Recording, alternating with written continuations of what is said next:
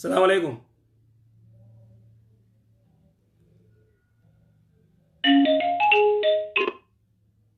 السلام عليكم. ورحمة الله وبركاته. أيه. أهلا السلام عليكم شيخ نواس. وعليكم السلام ورحمة الله وبركاته. ولو أكم نجا في ما جرتني. نجا كم في مامي. الحمد لله ما شاء الله ما شاء الله يدك إسن نرده في الجرة يدك كنا مطلع عمر يبغى نادرس. آمين آمين آمين. غافين كوا غافين جوا كذا. أيه غافر ده. هذا مناتين كبار بيته جالسي تيجي ثنا يرون جل كبول تبو. أيه. نكها وسو أبان جروتي كاديتي نامن برا تكبرته فوده تو. أيه. بودمو أن يرون فودو برباد. وسو ورا ثاني دولة نكها ثنا راي خاجينين توه أمو أني تبني متنقونه فلاني دين جاني تو مكمل نا نكها ناقودا. بكيتو نكمل نكها كي يكون نكمل يسوع بعدين. غافس قادتي مالف نخاقورن.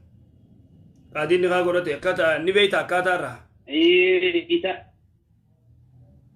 أكاتا يصير رايلين بيقو مو قادتين أنا فرد هاني كون كم نرانجاني مو كيسين روسي وكامو نها بدأت جرتو ويتا إسمان نتيمه أكاتا يصير رام بيقو كرو أكاتا تقولت كان بينه.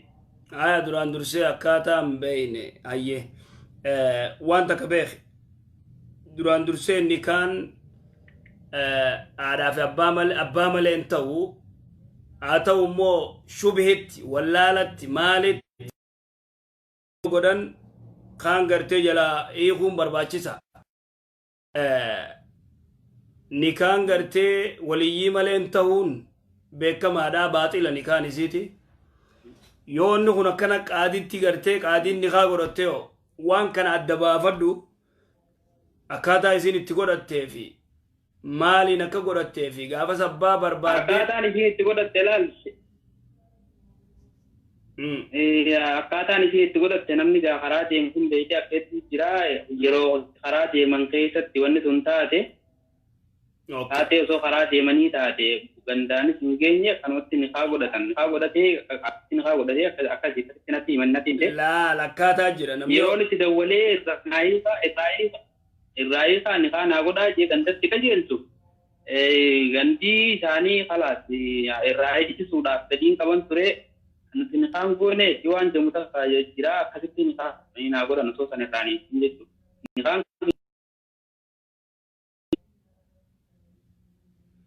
ilaal waan takka beeki namni odoo karaa deemuu karatti